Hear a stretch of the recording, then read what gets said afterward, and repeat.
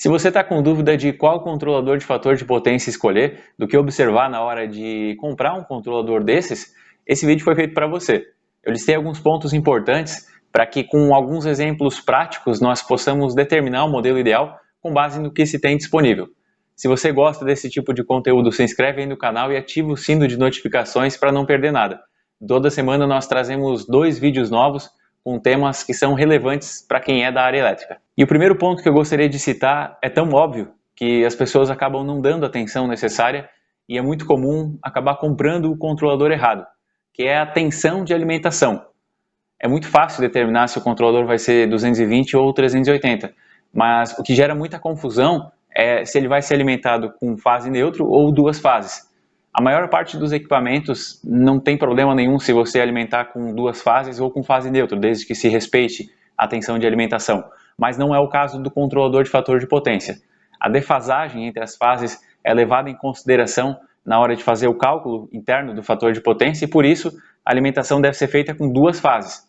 Existem sim modelos que são alimentados com fase neutro, mas essa configuração de alimentação com 2 fases garante uma precisão maior na leitura e por isso, então, que a Brasiltec adota como padrão. Então, os controladores da Brasiltec, em geral, não quer dizer que não possa vir algum modelo ou que não possa ter tido algum modelo também com alimentação entre fase neutra, porque é uma demanda grande também esse tipo de controlador, principalmente para substituição. As pessoas não querem mudar o esquema de ligação, mas o ideal é utilizar com alimentação entre 2 fases e por isso, na Brasiltec, os controladores costumam ter essa configuração de alimentação entre 2 fases.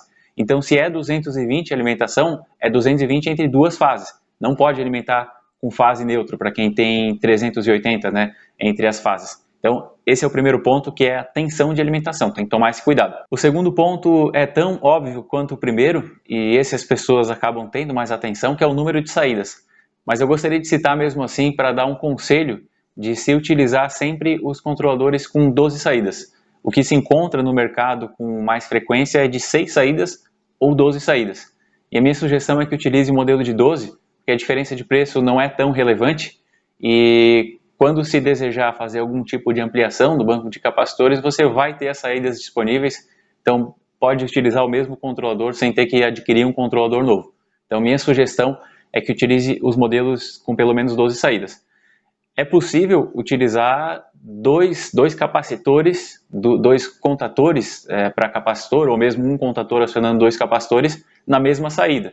A potência dos capacitores acaba sendo somada nesses casos, então não tem problema, dá para utilizar sim, desde que se tome cuidado para não fazer um acionamento de potência muito alta, né? Porque a corrente vai ser muito alta também, e isso pode acabar prejudicando a instalação. Não o controlador ele não vai sofrer nada com isso, porque a bobina, a alimentação da bobina dos contatores, ela tem um consumo pequeno, né? Essa alimentação não vai demandar uma energia muito grande, então não vai danificar o controlador de fator de potência. É lógico, respeitando as características da saída, né? Não quer dizer que dá para ligar 20 contatores na mesma saída, mas desde que esteja dentro da carga possível, né? Dentro da carga limite aí desse contato de saída dos controladores, então é tranquilo, dá para acionar mais de um capacitor. Então, geralmente, para bancos muito grandes, não tem necessidade de ter muitas saídas também, porque aí você vai fazendo um escalonamento entre células menores e vai crescendo, até que a última vai ser uma célula bem grande, ou as últimas vão ser células grandes,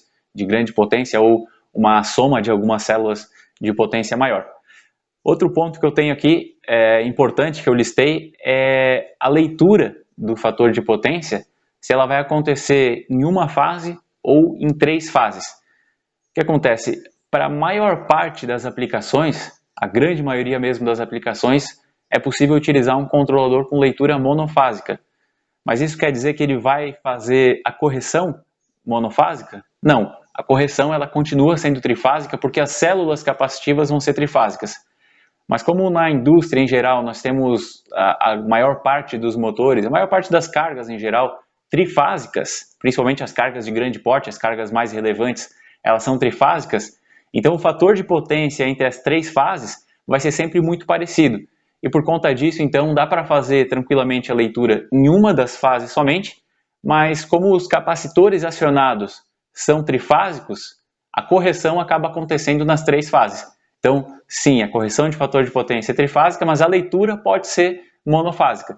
E aí o critério para a escolha de qual fase que vai ser utilizada para fazer essa medição é utilizar sempre a fase com o pior fator de potência, porque daí quando o fator de potência estiver ruim na fase com o pior fator de potência, quer dizer que vai estar um pouquinho melhor então nas outras duas fases, mas a correção ela vai acontecer por essa fase pior. Então sempre as outras duas fases também vão estar corrigidas nesse caso. Então pega a pior fase com o fator de potência pior, né? Pega a fase com o fator de potência pior e daí instala o transformador de corrente nela, que é o transformador de corrente é o que vai fazer a leitura, né?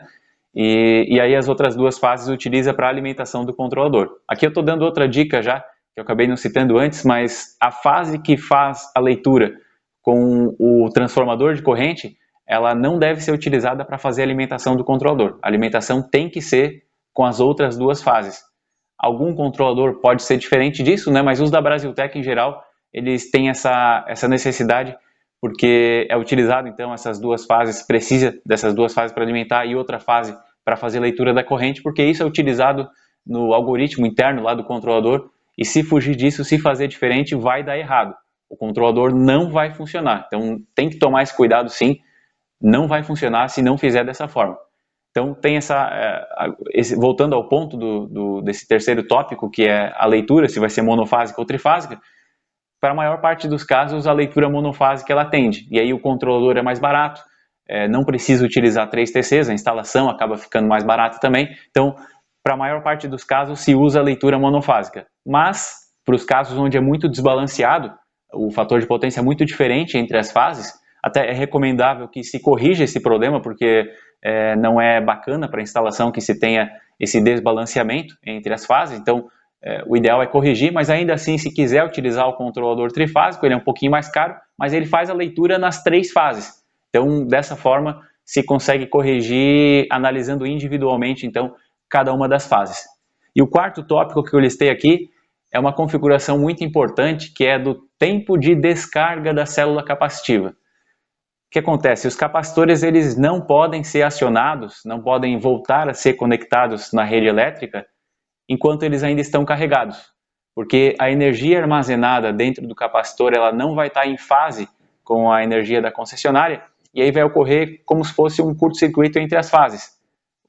A diferença entre uma fase e outra do sistema é que elas estão defasadas, né? Elas não estão em fase, elas estão desencontradas, né? Em pontos diferentes da nossa senoide, né? Elas vão estar em pontos diferentes e, consequentemente, nós vamos ter uma diferença de potencial, porque uma vai estar aqui em cima no positivo, outra vai estar no negativo, ou vai estar uma no pico da senoide, outra vai estar um pouco mais para baixo. Enfim, nós teremos uma diferença de potencial é tensão, e tensão, se nós conectarmos um cabo de cobre entre um ponto e outro com uma tensão, né, com uma diferença de potencial, é um curto-circuito, né? Então, para o capacitor, enquanto ele tiver carga, vai acontecer um curto-circuito. Ele vai descarregar, até que ele se descarregue, né? Lógico, não vai ficar acontecendo curto-circuito. É um período muito breve, né? Que o capacitor ele se descarrega, mas é uma corrente muito alta que prejudica o capacitor, prejudica a rede elétrica, principalmente o capacitor, né? Em relação à rede elétrica, nem tanto, porque apesar de ser uma corrente muito alta, mas é uma célulazinha capacitiva, né? Mas para o capacitor isso é muito prejudicial, e principalmente para o contator que aciona esse capacitor. Eu fiz um vídeo aqui, e vou deixar um card aqui em cima também para quem quiser assistir, onde eu falo do porquê os blocos de pré-carga dos capacitores acabam queimando. Lá eu explico direitinho o que acontece, mas para aquele bloquinho que tem uns fiozinhos enroladinhos, aquele bloquinho que aciona o capacitor, aquele bloquinho que vai conectado no contator que aciona o capacitor, ele acaba sofrendo por conta de entrar com o capacitor carregado. Muitas pessoas não levam isso em consideração. Então, essa configuração de tempo de descarga ela é muito importante. Então, se o controlador tiver, bacana.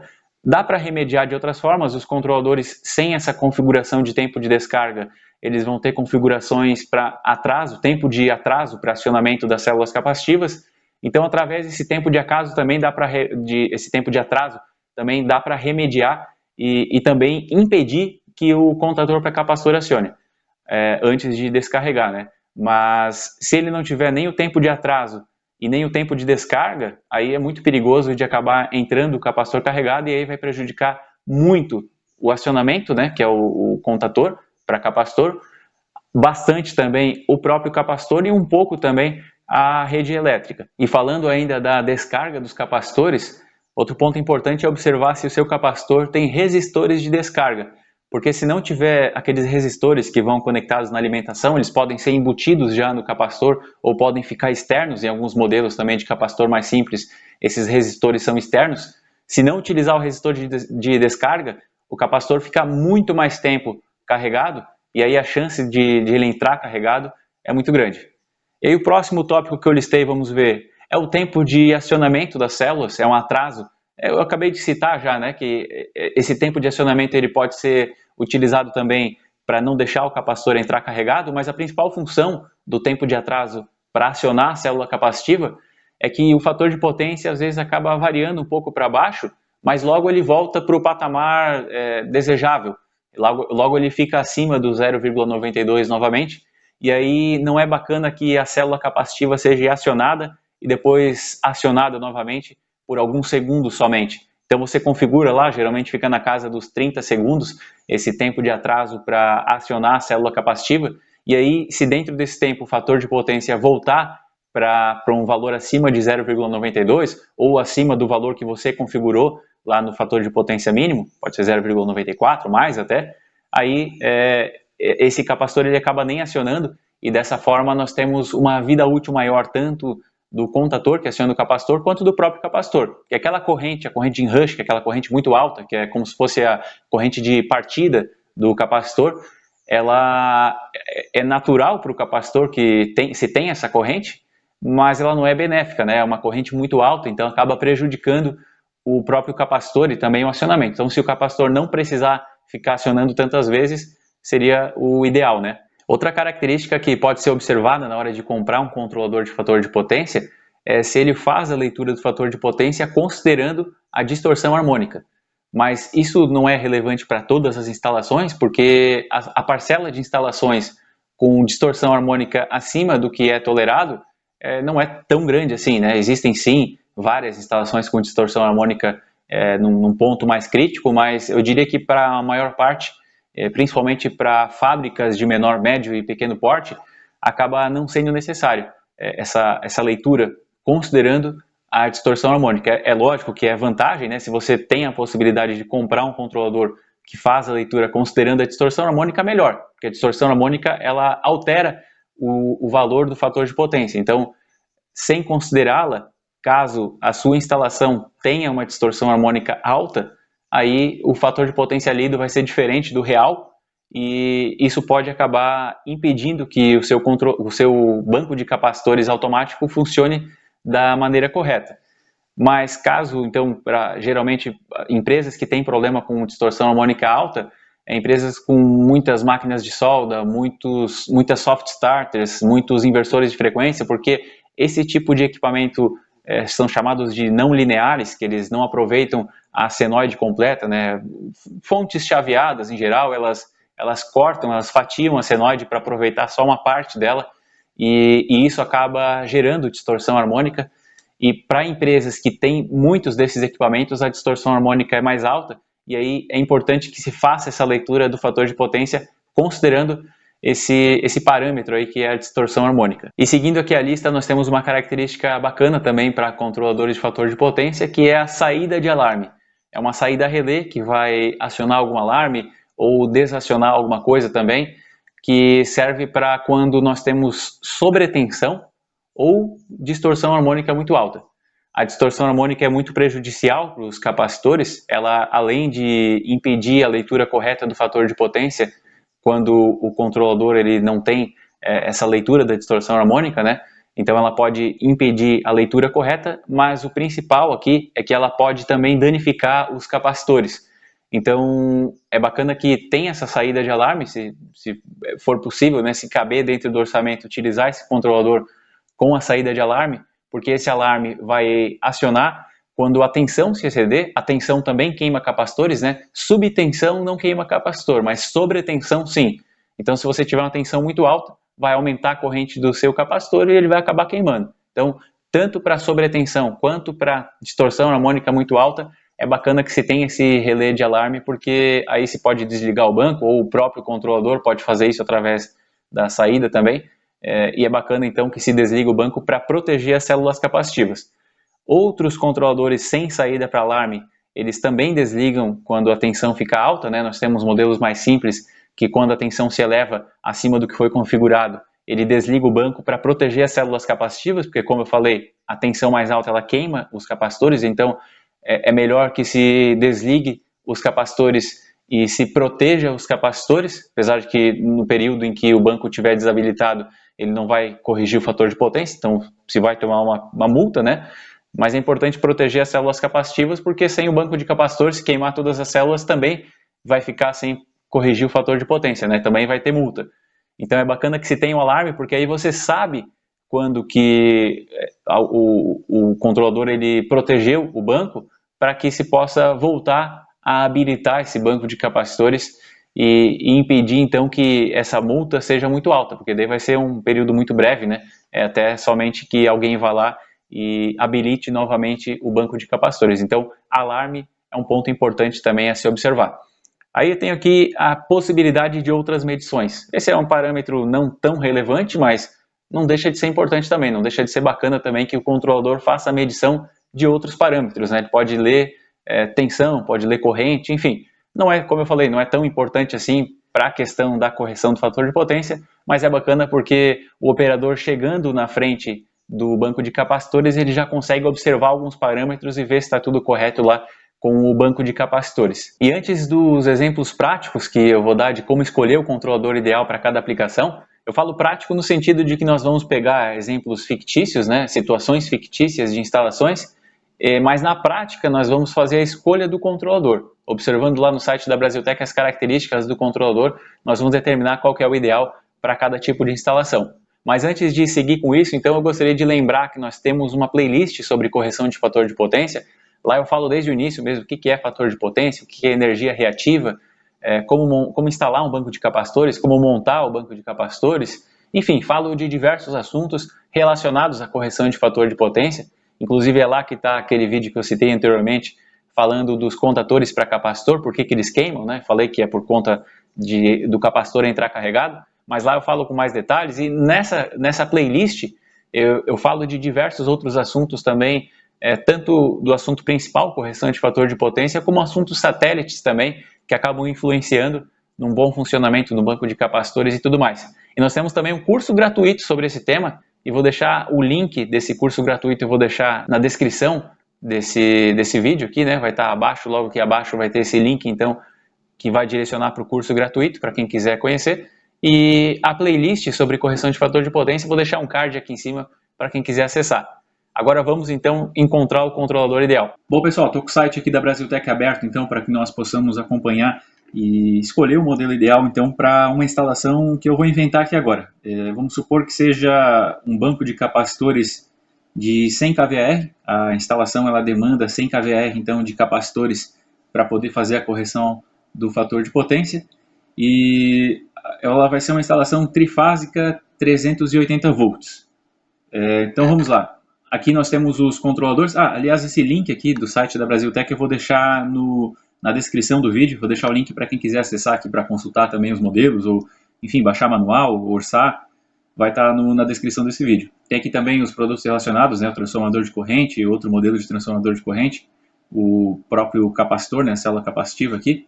Mas vamos lá, então nós temos aqui 1, 2, 3, 4, 5, 6 modelos. São 6 modelos de controladores atualmente.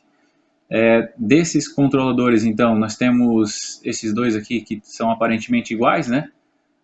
Temos também esses outros dois aqui, esses três, na verdade. Esse aqui dá uma diferencinha, né, desses dois aqui de baixo. Esses aqui são trifásicos, leitura trifásica, enquanto que esse aqui é leitura monofásica.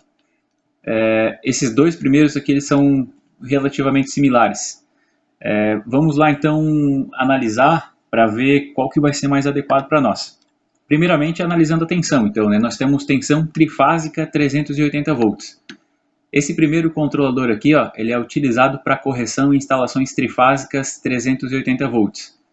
E a alimentação também é 380, então, porque ela é feita com fase e fase. Então, esse primeiro modelo aqui, pelo menos nesse quesito, ele é adequado. Esse modelo aqui já não é adequado, né? É para alimentação fase 220, então não vai servir para nós.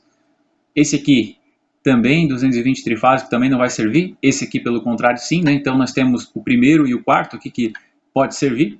E aí nós temos também esses últimos dois aqui, sendo um deles 220 e o outro 380 volts. Então é o primeiro, o quarto e o quinto aqui que podem, quem sabe, ser utilizados. Vamos analisar agora os outros parâmetros. Quantidade de saídas, 12, 12 e 12 aqui também. Então, para isso é igual. Eu vou abrir uma calculadora aqui para que nós possamos verificar qual a quantidade de saídas que seria o ideal para nós termos aqui. Eu sugiro, inclusive no curso e também nessa série sobre banco de capacitores, sobre correção de fator de potência em geral, né?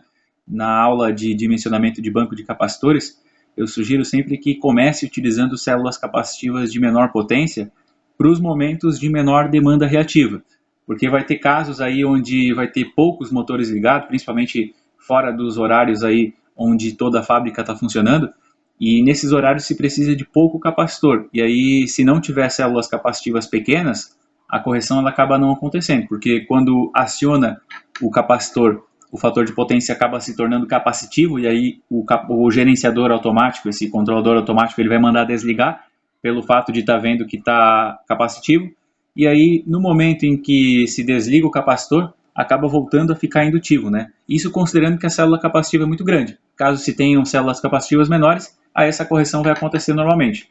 E também essas células capacitivas são bacanas para fazer um ajuste fino, né? Quando se está quase chegando no fator de potência ideal, acionando uma célula menor assim, e o fator de potência fica dentro então do que está estabelecido. E aí, considerando então que a utilização de células pequenas, né, começando por exemplo com uma célula de 1 kVr ou 1,5, enfim, vou colocar 1 aqui, aí vai do que tem disponível, né, 1 kVr, aí o ideal é sempre ir dobrando a célula capacitiva, porque assim se consegue sempre que for dobrando o valor, se consegue uma variação muito grande, né, se consegue atingir quase que qualquer valor. Então, de 1, o que tem comercial no mercado é de 2,5, né? Então, 1 mais 2,5, mais 5, mais 10, mais 20. E aí, acima de 20 já não é tão bacana trabalhar mais com células capacitivas. Acaba ficando muito grande, muito potente, né? Então, a não ser que se dimensione o circuito da maneira adequada, né? Mas 20 kVr já é um valor consideravelmente alto. Então, eu coloquei de 1, de 2,5, de 5, de 10 e de 20. Então, já são 5 saídas aí do controlador, né? Agora, para atingir o valor total de potência que eu preciso, eu vou somando mais 20.